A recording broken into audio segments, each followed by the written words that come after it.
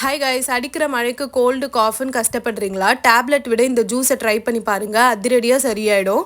அதுக்கு நான் ஒரு பவுலில் வந்து ஒரு 1.5 கிளாஸ் அளவுக்கு தண்ணி சேர்த்துருக்கேன். அது கூட வந்து ஒரு சின்ன துண்டு அளவுக்கு பட்டை, ஒரு 4 கிராம்பு, கொஞ்சம் இஞ்சி, 2 ஏலக்காய், கொஞ்சம் மிளகு நல்லா தட்டி இதில் சேர்த்துருக்கேங்க.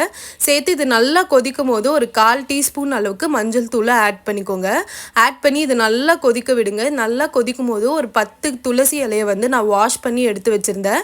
அதையும் இதில் சேர்த்து நல்லா இதை கொதிக்க விடணுங்க. 1.5 கிளாஸ் தண்ணி வந்து 1 கிளாஸ் தண்ணியாக ரெடியூஸ் ஆகணும்.